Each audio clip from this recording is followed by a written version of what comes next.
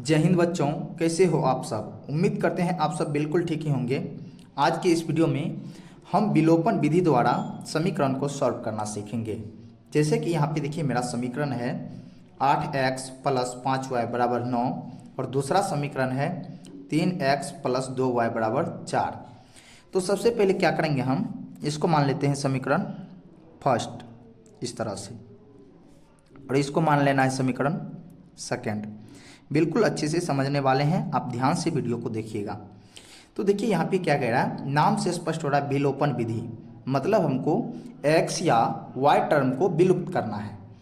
तो या तो हम x वाले टर्म को विलुप्त करेंगे या तो y वाले टर्म को विलुप्त करेंगे। तो आप खुद ही सोचिए, यदि हम x वाले टर्म को विलुप्त करना चाहते हैं तो क्या करेंगे। तो x और ये x दोनों को आपस में इक्वल करना होगा, यानी कि बराबर करना होगा। दोनों को बराबर करके माइनस कर देंगे तो x वाला टर्म विलुप्त हो जाएगा।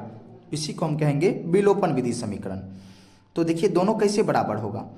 यदि समीकरण यहाँ पे देखिए, समीकरण फर्स्ट में हम ये 3 से गुना कर देते हैं इसमें, और समीकरण सेकंड में ये 8 से गुना कर देते हैं इसमें, तो ये x वाला टर्म हो जाएगा बराबर, क्योंकि जब इसमें 3 से गुना हो जाएगा तो यह हो जाएगा 8 या 24x, और ये भी हो जाएगा, यहाँ 8 से गुना करेंगे तो यह हो जाएगा 24x। दोनों को माइनस कर देंगे तो यह हो जाएगा समाप्त। इसी तरह से हम x को समाप्त करेंगे और समीकरण को कर लेंगे सॉल्व। तो यहाँ पे हम लिखेंगे इसमें कितना से गुना करेंगे। तो देखिए समीकरण फर्स्ट में करेंगे जो समीकरण सेकंड के x का गुणांक होगा, 3 है तो इसमें हम 3 से कर देते हैं इस तरह से।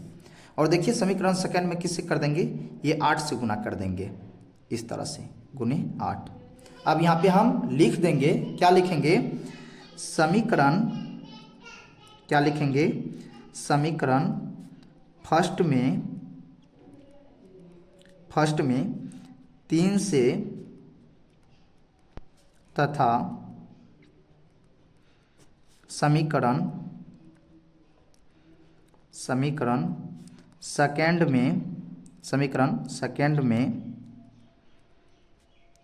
में 8 से गुना करने पर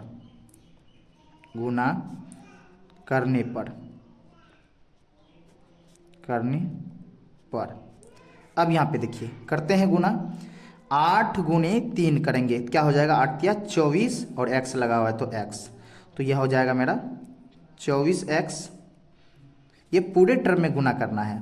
5y गुना 3 करेंगे तो 5 तिया 15y हो जाएगा इस तरह से। उसके बाद बराबर 9 है तो बराबर 9 गुने 3 करेंगे, 9 तिया 27 इस तरह से।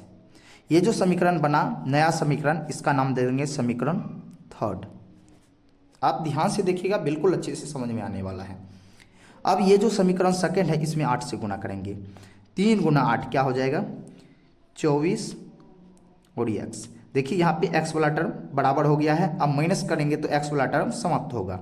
पहले गुना कर लेते हैं, 2y गुने 8 तो हो जाएगा प्लस 16y बराबर 4 गुने 8 करेंगे तो क्या हो जाएगा, 8 चौके 32। ये हो जाएगा मेरा समीकरण फोर्थ। अब यहाँ पे क्या करेंगे, हम घटाएंगे। तो लिखेंगे हम, देखिए यहाँ पे क्या करते हैं, अब घटाते हैं। यहाँ पे देखिए हम घटाते हैं तो क्या हो जाएगा, यहाँ प्लस का चिन्ह छिपा रहता है तो यहाँ माइनस का लग जाएगा। यहाँ माइनस है तो प्लस है तो माइनस हो जाएगा, यहाँ प्लस है तो यहाँ माइनस हो जाएगा। यहाँ लिख भी देंगे हम घटाने पर इस तरह से, क्या लिख दिए, घटाने पर। अब देखिए यहाँ प्लस का 24x, यहाँ माइनस का 24x, ये तो समाप्त हो जाएगा। अब यहाँ देखिए प्लस का 15y है और यहाँ पे माइनस का 16y है, तो ये घटने के बाद हो जाएगा माइनस का y बराबर, यहाँ 27 है प्लस में और 32 है माइनस में, तो क्या हो जाएगा, तो 32 में से 27 को माइनस करेंगे और चिन्ह हो जाएगा माइनस का, क्योंकि यहाँ माइनस लगा हुआ है तो हो जाएगा माइनस का 5। तो माइनस माइनस भी समाप्त हो गया और y का मान मेरा बिल्कुल आसानी से निकल कर आया है 5। y का मान क्या निकल कर आया है, 5। अब यहाँ पे हम क्या करेंगे, ये जो y का मान निकल कर आया है इसे या तो समीकरण फर्स्ट में रख दें, या तो समीकरण सेकेंड, या तो समीकरण थर्ड या फोर्थ। यहाँ पे टोटल मेरा 4 समीकरण है, चारों में किसी में एक में हम y का मान रख देंगे 5, तो मेरा x का मान निकल कर आ जाएगा। तो चलिए यहाँ पे हम रखते हैं, यहाँ पे हम रखेंगे समीकरण फर्स्ट में। तो लिखते हैं समीकरण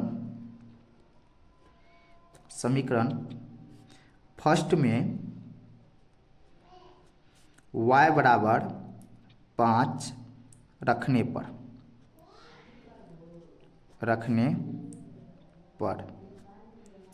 तो समीकरण फर्स्ट मेरा क्या है, 8x उसके बाद प्लस 5y की जगह पर क्या रखेंगे 5, तो गुने 5 कर देते हैं, उसके बाद बराबर 9।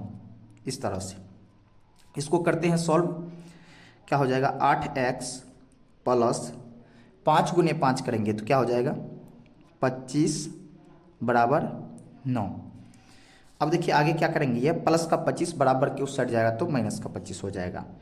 तो 8x बराबर हो जाएगा 9 माइनस का 25, इस तरह से। अब यहाँ पे क्या हो जाएगा, 8x बराबर माइनस 25 और प्लस का 9 क्या हो जाएगा, 16 9 25, ये हो जाएगा माइनस का 16, इस तरह से। अब यहाँ पे क्या होगा, यहाँ पे देखिए ये जो 8 है इसको बराबर के उस साइड कर देते हैं, मतलब ये क्या हो जाएगा, यहाँ किस में है, गुना में इधर जाएगा तो भाग में, -16 बट्टा में हो जाएगा 8, और जब इसे हम काटेंगे यह हो जाएगा माइनस का 2। तो यहाँ मेरा x का मान भी निकल कर आ गया क्या, माइनस का 2।